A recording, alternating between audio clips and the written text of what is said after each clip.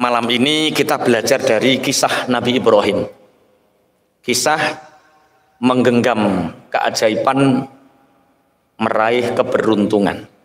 Jadi yang hari ini mungkin terlilit hutang, yang mungkin terlilit banyak masalah, jawabannya ada di kisah Nabi Ibrahim ini. Wa nabbi'uhum an dhaifi Ibrahim. Dan ceritakan kepada mereka Muhammad tentang tamu-tamunya Nabi Ibrahim. Iddakhalu alaihi faqalu salama. Ketika tamu Nabi Ibrahim ini bertamu kemudian masuk dan mengucapkan salam. Makanya sampai sekarang kalau kita bertamu kepada seseorang tetap mengucapkan apa? Salam. Assalamualaikum. Semoga keselamatan atas kalian. Qala inna minkum wajilun. Setelah tamu ini dipersilahkan oleh Nabi Ibrahim masuk, inilah Nabi Ibrahim. Nabi Ibrahim itu masyhur dengan kedermawanannya. Jadi Nabi Ibrahim itu menerima tamu apapun disuguhi. Jadi duwene apa disuguhi. Itu Nabi Ibrahim. Akhirnya karena sudah terbiasa kalau ada tamu nyembelih, ini tamunya ini langsung disembelihkan unta. Disembelihkan, kemudian ikannya dibakar, ditui. Panganannya apa wong Palestina? Pokoknya ya wis daging ngono ya. Apa muni kurma kok kondang ora kurma, wis pokoke disuguhi kebab-kebab. Kebab wong Turki yo. Kebab. Wis pokoke disuguhi. Disuguhi bakaran daging. Tapi Nabi Ibrahim ini memperhatikan tamuku mulai awal. Enggak minum, enggak makan. Satu pun dari hidangan nggak disentuh. Zaman itu kalau ada tamu yang tidak mau menyentuh makanan tuan rumah, itu ada dua.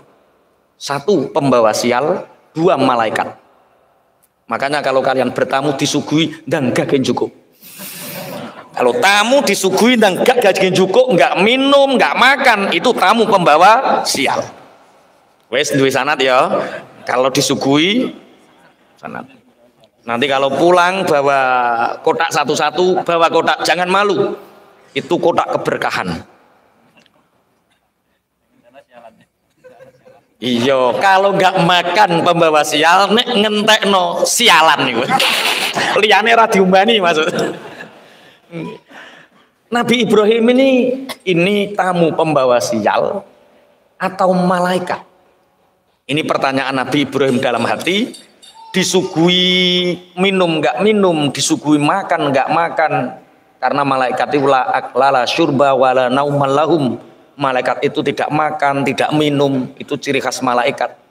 Atau orang-orang saat itu zamannya Nabi Ibrahim punya tradisi kalau tamu di situ nggak makan nggak minum kemudian sudah pulang, maka tamu itu pembawa sial. Saat itu keyakinannya seperti itu. Makanya kalau kita bertamu ya sudah. Ya makan, ya minum, tapi jangan terlalu banyak dihabiskan lah, itu ora pembawa sial, itu sialan tenan nih. Cerongoan. Nabi Ibrahim mengatakan, inna minkum wajilun. Maaf, bapak-bapak yang terhormat, kata Nabi Ibrahim. Para tamuku, aku kok punya rasa takut. Aku kok punya rasa khawatir. Hidangan tidak dimakan, minuman tidak diminum. Qalu la taujal inna nubasyiruka bighulamin alim. Akhirnya tamu ini menjawab, wahai Nabiullah Ibrahim, kamu jangan takut. Kami ini para malaikat yang datang untuk memberi kabar bahagia kepadamu wahai Ibrahim, bahwa sebentar lagi istrimu akan hamil dan kamu akan punya anak yang sangat alim. Kabar bahagia. Saat itu usia Nabi Ibrahim itu usianya 86 tahun. Nabi Ibrahim, qala abasyartumuni ala ammassanyal kibaru fabima tubasyirun. Bukannya Nabi Ibrahim tidak percaya, tapi saking gawoe, saking bungai sampai Nabi Ibrahim mengatakan, kamu membawa kabar berita aku akan punya anak sedangkan usiaku sudah tua. Fabima tubasyirun, kabar bahagia apa ini? Ini bukan berarti Nabi Ibrahim ingkar terhadap kabar wahyu iki padha sampean merongos, melarat, keriting, elek, ana bocah wedok ayu, anake wong sugih terus ngomong, "Mas, tulung nikahi aku." Terus sampean yang jawab piye? Oke piye ora? Mesti kaget dhisik kok oke ku piye? Iku ora awakmu oke. Bahasane ora langsung oke. Ini nikah, mesti kan mau nudok to. Sampeyan tak nikah, kan ngoten. Saking soknya. Nabi Ibrahim 86 tahun menantikan kehadiran anak. 86 tahun Nabi Ibrahim berdoa agar dia diberi keturunan penerus sujud. Tapi 86 tahun doa Nabi Ibrahim belum dikabulkan. Baru dapat kabar saat usia Nabi Ibrahim 86 tahun. Nah, Nabi Ibrahim itu menikah yang pertama dengan siapa? Hajar iku nek sinau nang ndi kok Hajar? Hajar iku pemberian kok Hajar. Sarah. Nabi Ibrahim menikah dengan Sarah sampai usia 85. Kemudian pernah tak ceritakan, kemudian saat itu ada raja yang sangat zalim namanya Heksus atau Heksos. Itu operasi wong ayu. Neng rene wong ayu dipek, neng wong ayu dipek, bojone dipenjara. Saat itu seneng nek duwe wong elek, bojone elek seneng. Tapi karena Sarah ini sangat cantik dipenjara, mau dimiliki, mau diperkosa sama Raja Heksus, nggak bisa. Akhirnya saking senengnya dikei hadiah. Lah hadiah pemberian itu bahasa Ibrani itu bahasa hajarna. Aku memberikan hadiah. Akhirnya terus Hajar ini diberi kepada Sarah, kemudian Sarah ini meminta Nabi Ibrahim untuk menikahinya. Pada usia Nabi Ibrahim 85 tahun. Akhirnya timbul kabar 85 tahun, ternyata usia 86 Nabi Ibrahim diberi kabar oleh tamu-tamu ini bahwa kamu akan punya anak. Nabi Ibrahim menganggap beliau punya anak di usia 86 tahun. Qala abasyartumuni ala ammassanyal kibaru fabima tubasyirun. Kalian memberi kabar kepadaku, kabar gembira, aku akan punya anak sedangkan usiaku sudah tua, 86 tahun. Sing teng mriki sing usiane 86 sinten? Pak Ikram pinten Pak Ikram? 60 wis ngene kok ya. Iki 86. 60 wis ngene wisan. 86 sampean bisa sampai 86 tahun. Tapi Allah memberi keajaiban bagi orang yang mempercayainya. Nabi Ibrahim tahu bahwa Allah punya kun fayakun. Nabi Ibrahim yakin bahwa Allah punya kun fayakun. Makanya hari ini yang menganggap hidupnya sulit dan seakan-akan mustahil untuk bisa keluar dari kesulitan itu, yakinlah bahwa Allah punya kun fayakunnya. Allah memberikan keajaiban bagi orang yang mempercayainya. Mempercayai itu iman. Makanya ciri khas orang yang beriman adalah percaya. Percaya dulu. Utangmu banyak, lunas, yakin lunas. Urung-urung wis konitin no, mbah. Lah wong urung-urung wis mbah. Mulane iki sing cek guyu-guyu utange ya lunas, nek cek iso guyu lunas. Sing ora iso guyu iku wis ora ngarah lunas wis. Wis guyu dhisik ya. Nek guyu mesti lunas, oke. Yakin. Yang mungkin hari ini pangapunten punya masalah anak. Semua orang punya masalah. Masalahnya beda-beda. Ada yang mungkin anaknya nggak bisa ditoto, anaknya nakal, mungkin punya masalah dengan istrinya, mungkin punya masalah dengan kesulitan ekonominya, mungkin punya masalah dengan bisnisnya. Tidak ada masalah yang tidak selesai selama kita punya iman. Tidak ada masalah yang tidak selesai selama kita punya keyakinan bahwa masalah itu pasti akan selesai. Allah memberi keajaiban bagi orang yang mempercayainya. Nabi Ibrahim 86 tahun pangapunten menanti kehadiran anak. kemudian diberi kabar bahagia bahwa dia akan kedatangan anak. Senenge kaya wa fa bima tubasyiru qalu basyarnaka bil haqqi fala takum minal qanitin. Kami ini betul-betul memberi kabar bahagia kepadamu wahai Ibrahim. Kabar ini benar. Fala takum minal qanitin. Maka jangan sekali-kali engkau menjadi orang yang putus asa. Berarti untuk menggapai keajaiban, memperoleh keberuntungan, syaratnya satu, iman, yakin keajaiban akan datang. Bismillahirrahmanirrahim. Makanya kita diberi tatanan oleh syariat. Seberat apapun masalah kita, misal masalah kita segunung, maka penyelesaian Allah itu sebumi. Cara Allah menyelesaikan masalah kita, kita lebih besar daripada masalah kita sendiri. Yakin. Wis umpama sampean duwe masalah.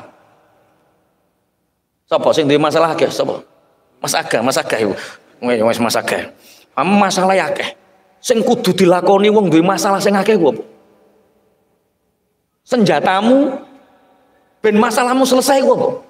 Misal masalah hutang, misal ora sampean kok duwe hutang ora, misal ketika kita punya hutang, ketika kita anak kita nakal, ketika pangapunten ekonomi kita sulit, atau apapun yang mengganggu pikiran waktu kita, mungkin sakit yang tidak sembuh-sembuh, itu untuk kita keluar dari masalah, untuk menggapai keajaiban, memperoleh keberuntungan, sehingga Allah mengurai masalah itu. Yang pertama yang dilakukan apa?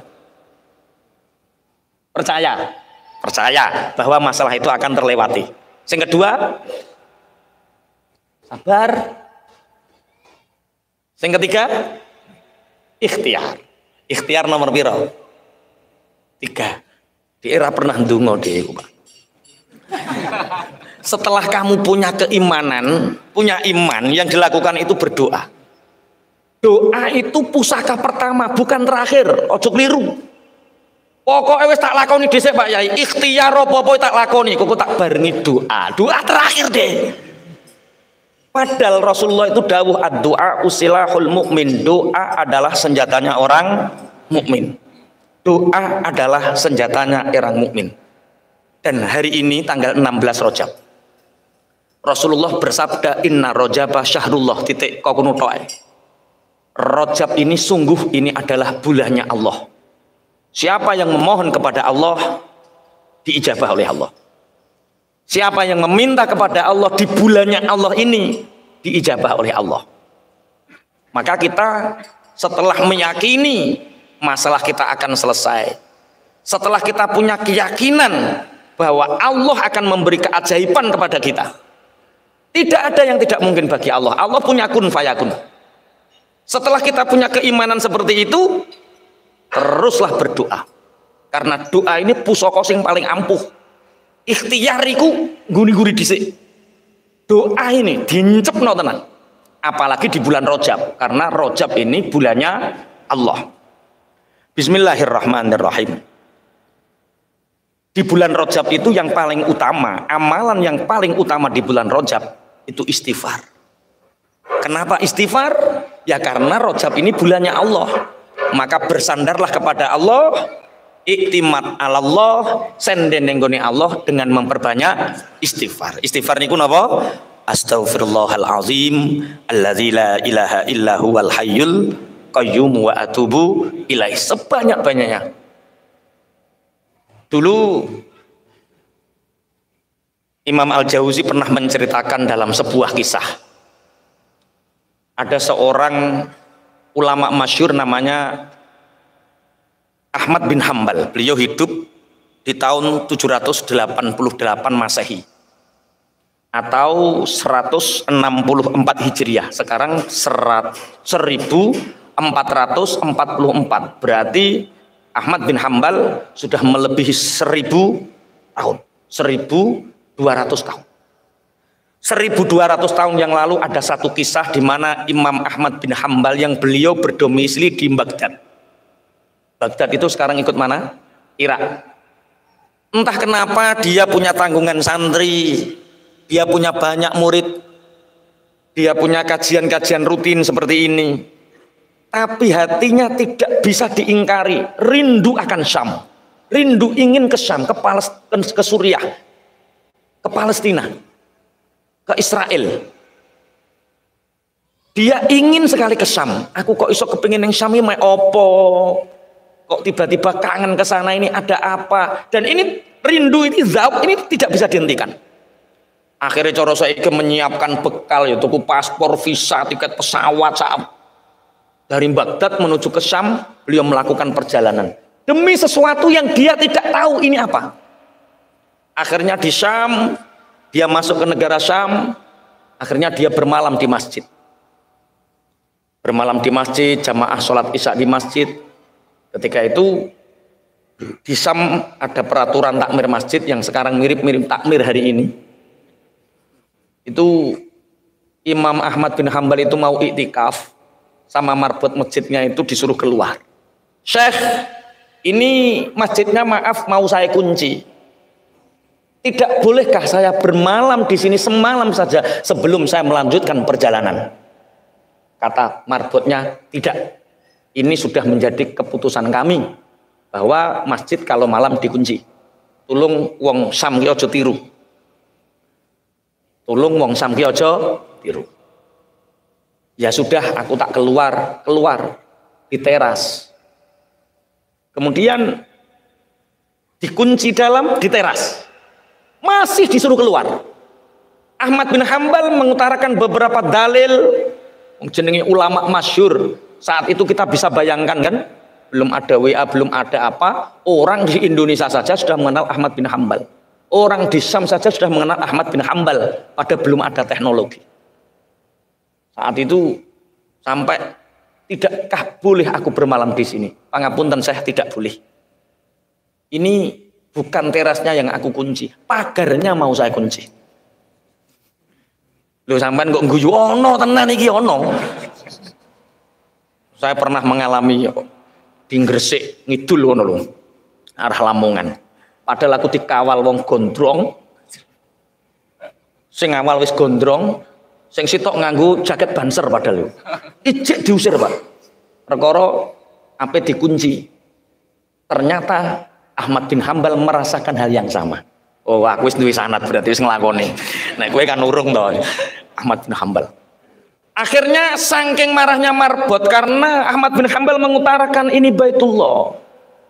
Ini bukan milikmu. Kamu bukan penguasa di sini. Ini milik Allah. Kamu pelayannya Allah. Didorong Ahmad bin Hambal sampai hampir jatuh. Di depan masjid itu persis ada penjual roti.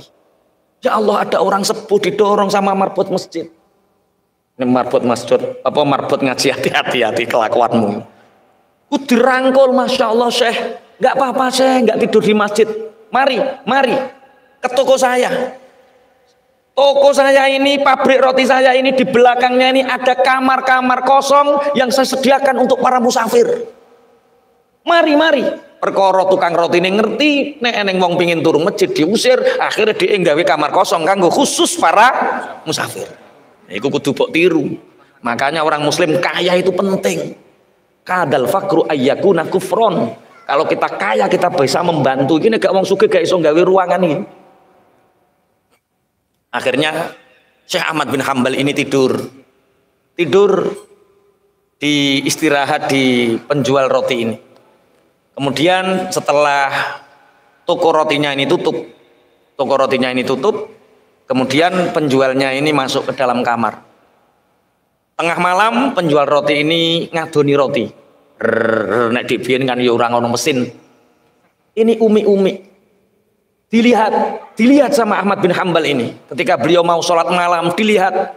Dia ngadoni roti itu cangkeme umi-umi. Dilihat. Astaghfirullahalazim. Alladzi la ilaha illa huwal hayyul qayyum wa atubu ilaik. Astaghfirullahalazim.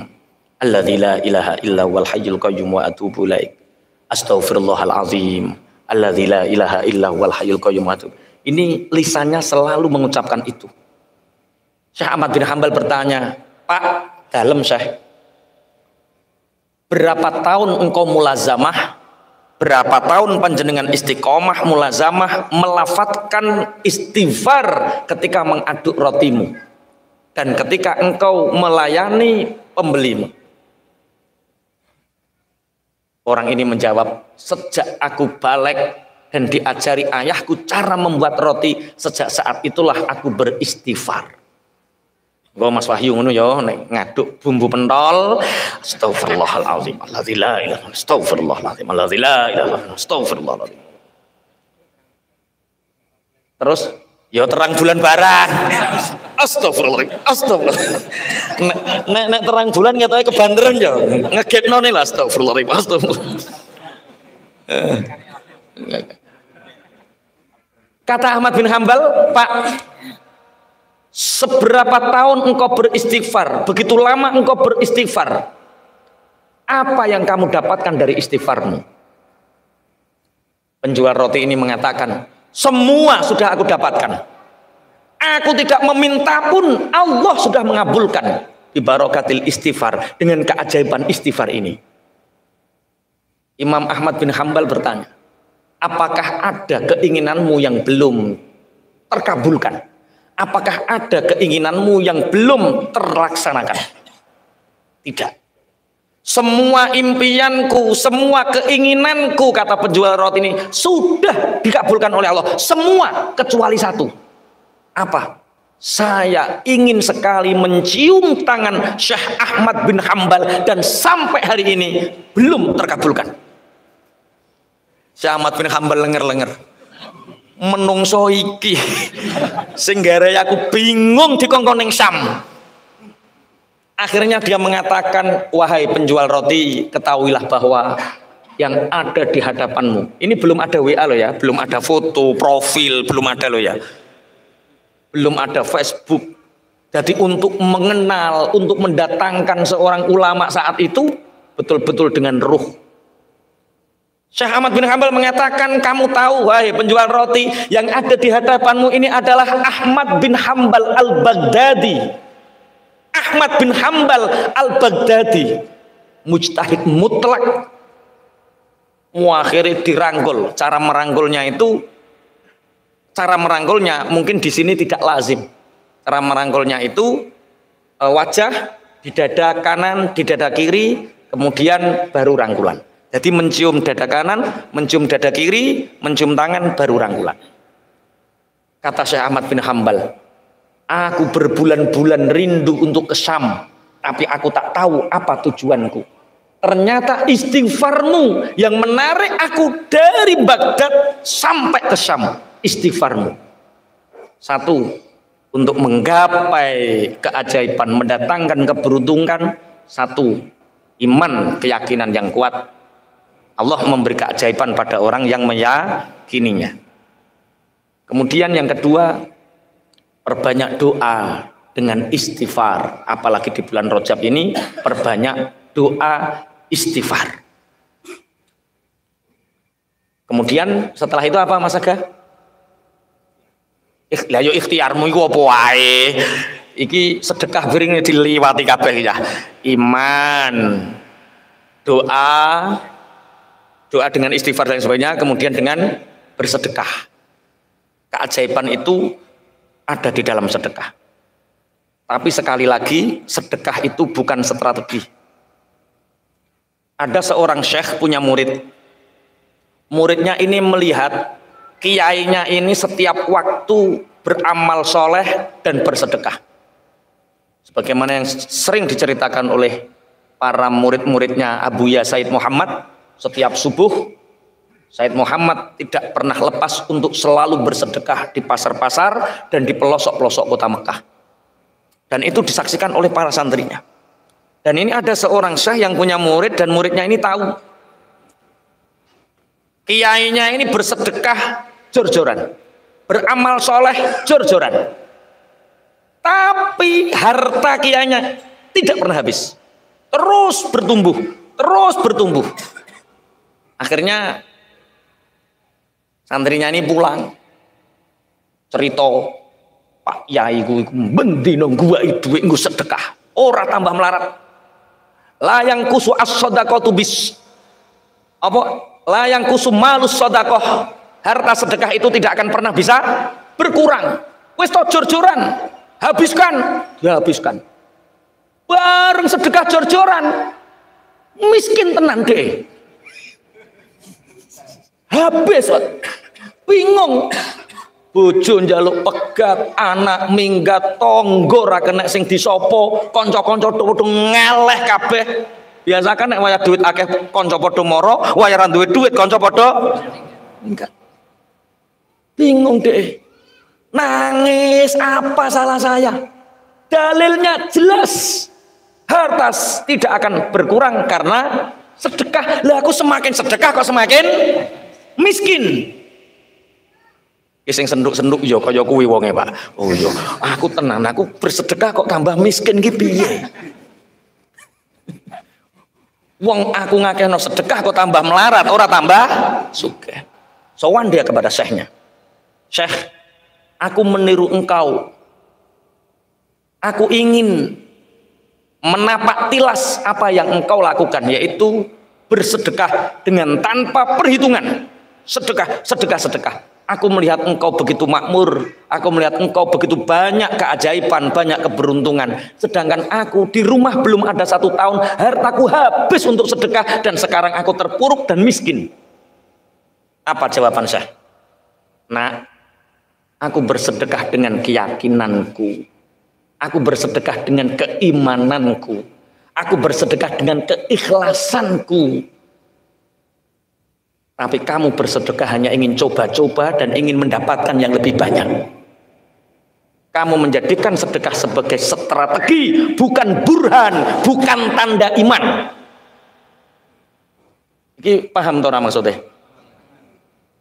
Dadekno sedekah sebagai strategi untuk mendapatkan hal duniawi, bangkrut gue. Tak percaya jajal. Neneng sing wani? Jujur, aku sedekah kok tambah melarat. Oh, berarti tandamu utekmu utek strategi. Nek gue kepingin sugih, belajar ilmu bisnis nang IIBF ngene gak apa-apa. Strategi bisnis, ojo jadikan sedekah sebagai strategi bisnis. Sedekah itu burhan.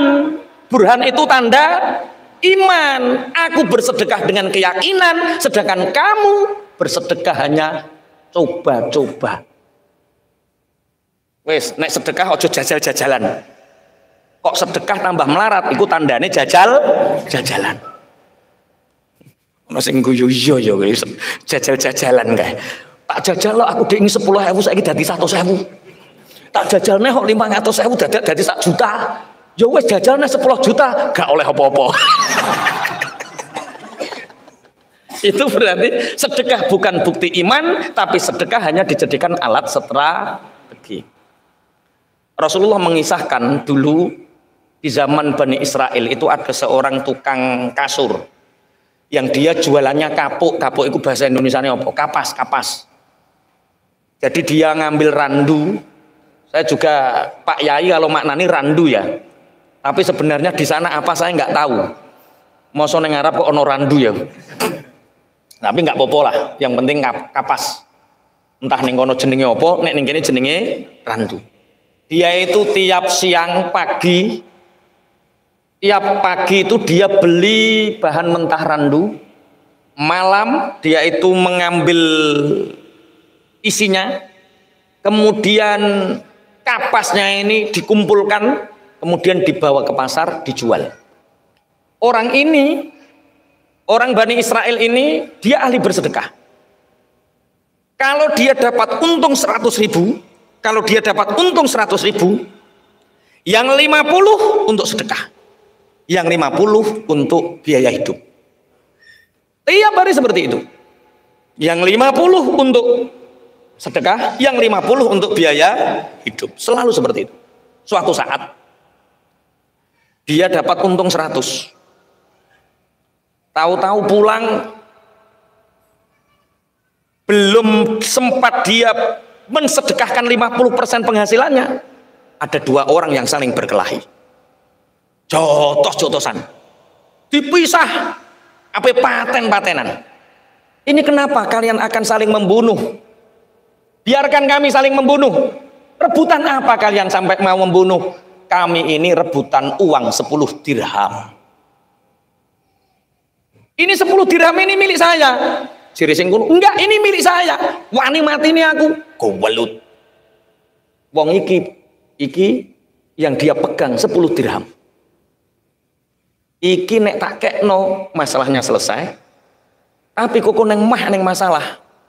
Soalnya gak ono sing dipangan. Iki cara sampeyan piye cara nyelesekno? Akhirnya, Pak, sudahlah jangan saling membunuh. Ini 10 dirham, ini di mana 10 dirhamnya yang satu? Di bawah si fulan. Ya sudah, ini 10 dirham.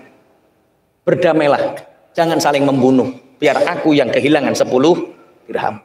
Ulang. Ditanya sama istrinya, Pak, jatah untuk hari ini mana? Ki cara bojomu. Gini Bu, tadi itu saya dapat untung 5 dirham, yang dirham untuk uang muka, untuk rasul mal, modal pokok. Lah kemudian di tengah perjalanan Bu, ada 2 orang yang saling berkelahi dan akan membunuh, merebutkan 10 dirham. Makanya aku kasihkan 10 dirham untuk menyelamatkan 1 nyawa. Ki cara bojomu ngono, duwe bojo kaya kuwi piye? Wes mulai ngono, mulai ngono ya. Sapa galak bojone ikhlas. Istrinya mengatakan, Masya Allah Pak, tabarakallah, Masya Allah. Hanya dengan 10 dirham engkau menyelamatkan 1 nyawa. Padahal Allah berfirman 1 nyawa tidak bisa diganti dengan dunia ini. Saking bernilainya nyawa. Betul sekali Pak. Yang kamu lakukan benar, dengan 10 dirham engkau menyelamatkan 10 apa? 1 nyawa. Nah terus kita hari ini dan besok makan apa Bu? Dan kita jualan apa? Pak, mudah Pak. Ini bekas kapuk-kapuk kapas ini kan banyak. Kita bersihkan, seberapa kita dapat, kita jual, kita gunakan untuk modal, besok kita bisa makan. Ya podo ketika samban sugih, duit receh buk glethakno enggak penting, duit receh buk glethakno enggak penting. Ketika bangkrut, golek isor bantal. Golek di duit receh. Lah iku wis ana syarate cawit. Kelas duit 1000 begitu berharga, 10.000 begitu berharga. Pada zaman sugih biyen glethek. Ketika bangkrut duit 10.000, ya Allah ning ndi kae kaya ngono. Digoleki ning sempit-sempitan. Ning jero kethu tiga. Iki ono cerita nyata berarti iki. Ning jero kethu digoleki, ning jas-jas digoleki, sor bantal digoleki, sor bayang digoleki, nek menawa dhek ben ono ceblok. Ini sama. Kapas itu dikumpulkan. Setelah kapas ini dikumpulkan, dapatlah setengah karung bawah. Dibawa ke pasar, nggak laku soalnya kapas ini sudah agak berwarna hitam, wong jenenge siso-siso, nggak ada. Akhirnya bertemulah 2 orang yang sama-sama sial. Makanya kalau orang bangkrut ketemu bangkrut, tanda plus ketemu plus. Jedak apa piye? Sing urip plus ketemu men ya. Ya iku iki. Nyalai plus ketemu men. Nah ini orang sial ketemu sial. Yang satu bawa kapuk, yang satu bawa ikan. Nelayan ini punya 2 ikan yang hampir busuk karena nggak ada yang mau beli. Sedangkan yang satu bawa kain kapas yang lusuh dan tidak laku. Kedua orang sial sama bertemu. Cara saiki padha jagonge padha padha ngopi ning ngisore wit. Piye lek kabare? Sial. Apa jelas sampean padha. Piye sial. Saya itu hanya punya 2 ikan. Tiap hari kami ini pelaut nelayan, tiap hari makan ikan. Kami nggak butuh ikan ini. Saya jual kemana-mana nggak laku karena hampir busuk. Tapi kamu sudah makan. Sudah makan, hanya butuh dagangan saya itu. Hanya butuh barter. Lah cocok jere sing tukang kapuk. Saya itu butuh makan. Walaupun ikan hampir busuk nggak apa-apa. Tapi saya hanya punya ini, kapas ini. tapi warnanya juga sudah buruk. Enggak apa-apa, yang penting aku mulai nggawa barang dagangan. Ya wis barter. Sing sitok mulai nggawa kapas, sing sitok nggawa iwak. Sampailah di rumah sama istrinya, bagaimana Bapak? Alhamdulillah Bu, kita akan makan kenyang. Ikan dari laut. Segar Pak? Enggak, hampir busuk. Disigar ikannya. Disigar ikannya. Ketika itu ada butiran-butiran putih keluar. Ini apa? Dilihat. Pak, iki opo Pak? Kok modelnya kok putih? Kok ora dudu taine iwak atos mengkilat berkilau? Ciri, endi to Bu? Iki opo iki? Coba tak tanyakan temanku di bawah. Temannya ini bakul emas. Ini format keberuntungan. Jadi apa nek ngarane? Remote keberuntungan. Jadi Allah memberi keajaiban kepada orang yang mempercayainya. Kemudian dari keajaiban itu akan banyak mendatangkan keberuntungan. Keberuntungan ini dihadirkan oleh Allah, bukan kita yang menghadirkan. Termasuk penjual kapas ini dihadirkan, ada mutiara di situ, dia nggak tahu kalau ini mutiara. Sayang tanyanya sama orang bakul emas. Sama bakul emas. Kelihatannya ini mutiara Mas, kelihatannya loh. Wong saya bakul emas, saya nggak tahu. Lah punya relasi bakul mutiara banyak. Cara saya tak teleponkan. Cara Sherlock. Cara biyen rongono Sherlock. Pasar sana, kesanalah kamu. Akhirnya ke sana. Pak, saya ini punya ini ada 5. Butiran putih ini apa? Dilihat. Oh, ini mutiara Mas, asli mutiara. Ini harganya mahal.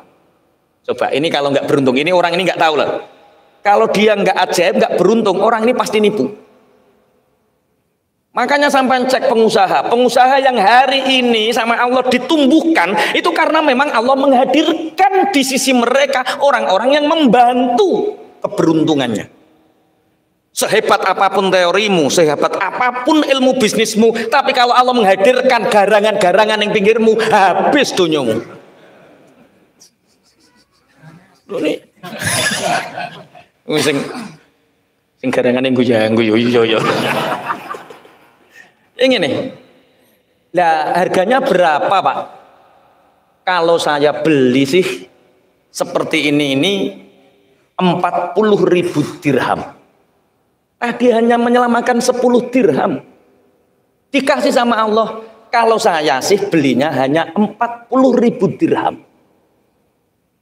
Itu saya karena saya ini pengusaha berlian yang bawah. Kalau kamu nemui temen saya lagi, lebih mahal. Lu zaman biyen ono wong jujur ngene iki, Pak. Nek cara saiki sampean nuteke piye? Keuntungan modal sekecil-kecilnya, keuntungan sebesar-besarnya. Mulane ora ajaib hidupmu itu. Hidupmu ruwet ya ngono kuwi. Ini keajaiban didatangkan oleh Allah. Kalau di sana Mas beraninya 80.000 loh. Kalau saya hanya 40.000. Ya wis wong ada 5 saja toh Pak. Sampean beli nggak apa-apa 40.000 dirham, nanti sisanya tak bawa ke rumah temennya sampean. Di rumah temennya. Wah ini kalau saya berani 80.000. Tapi ada pengusaha yang lebih munafik lagi, 120.000 Mas. Gimana? Kamu bawa ke sana atau ke sini? Ya kamu tak kasih 1 lah. Antum rezeki.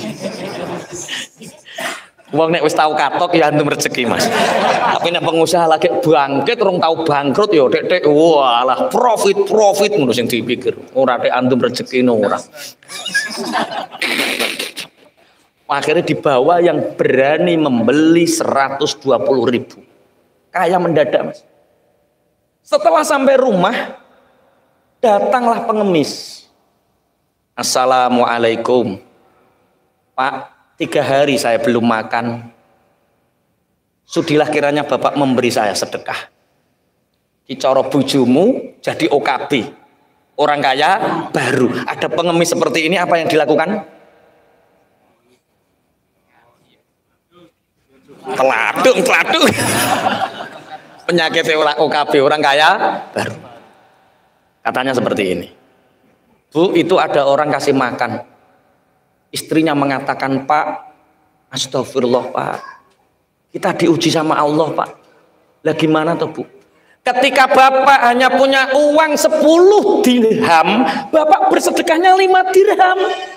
Besok yang kita makan kita nggak tahu, kita besok makan cari hari ini, Bapak berani bersedekah 50%. Kita ini kaya Pak. Ada orang minta sedekah, masalahnya dikasih makan. Lah gimana Bu? Ya kasih separuh Pak, kita sudah dapat banyak. Berarti orang-orang yang ajaib, orang-orang yang banyak memberi keberuntungan itu karena di belakangnya ada istri yang support untuk kebaikannya. Ngomong. Iki nyemoni bojone deh. Iki curhat. Istrinya yang mengatakan, Pak, ketika Bapak miskin, besok yang digunakan makan, Bapak mencari hari ini, Bapak berani bersedekah dari 10 dirham, Bapak berani 5 dirham. Hari ini kita sangat kaya, Pak. Kenapa Bapak tidak berani bersedekah separuhnya? Itu bojone wedok sing muni. Engko bojomu ceritani kaya iki ya, Dik. Ciri Pak Yai untuk menggapai keajaiban, mendatangkan keberuntungan, istri itu harus support dengan cara bantu masih luman, Dik, bantu. Masih luman ki bantu. Terus dibantah karo bojomu, tapi ojo nggo strategi, Mas. Iman. Paham nggih? Akhirnya diberikan separuh, kemudian orang ini semakin bertumbuh. Berarti kalau hari ini kita punya masalah yang kelihatannya tidak mungkin diselesaikan, yakin Allah akan menyelesaikannya. Dengan apa? Dengan keajaiban doa. Dengan apa? Dengan keajaiban sedekah. Baru strategi. Tapi wong-wong biasanya aku wis pola ora kaprah, ngene iki kok tak wangin ndonga-ndonga terakhir.